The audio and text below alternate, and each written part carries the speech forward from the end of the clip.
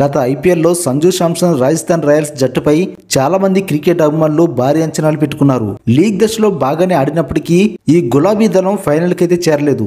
దీంతో రాజస్థాన్ రాయల్స్ ట్రోఫీకి అయితే దూరమైంది. 2008లో IPL champion గా నిలిచిన రాజస్థాన్ ఆ తర్వాత 4 సార్లు ప్లే ఆఫ్స్ కి అయితే చేరుకుంది. 2022లో రాజస్థాన్ కూడా రన్నర్ అప్ గా నిలిచింది. కానీ మళ్లీ గులాబీ దళానికి గోల్డెన్ ట్రోఫీ రాలేదు. ఈసారి రాహుల్ ద్రావిడ్ రాజస్థాన్ కోచ్ గా మారాడు. అతని కోచింగ్ లో సంజు జట్టు 2వ ఐపీఎల్ ట్రోఫీపై కలలు కంటుంది. జడ్డాలో జరిగిన ఐపీఎల్ మెగా వేలంలో రాజస్థాన్ ఏ క్రికెటర్లను కొనుగోలు చేసిందో ఇప్పుడు చూద్దాం. అలానే ఎవరెవరిని రిటైన్ చేసుకుందో కూడా చూద్దాం.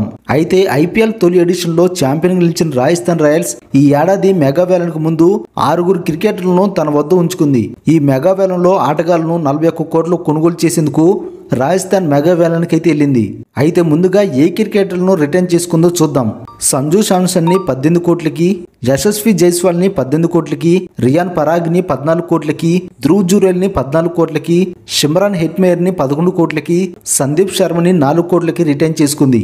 అలానే ఈ మెగా వేలంలో ఎవరెవరిని తీసుకుందంటే జోఫ్రా ఆర్చర్, మహేష్ తీక్షణ, వనెందు హసిరంగా, ఆకాష్ మధ్వాల్, కుమార్ కార్తికేయ, నితీష్ రాణా, తుషార్ దేశపాండే, శుభం దూబే, యుధ్వీర్ సింగ్, ఫజల్ హక్ ఫరూకీ, వైభవ్ సూర్యవంశీ, వేనా మఫాకా, కునాల్ రాథోడ్, అశోక్ శర్మ.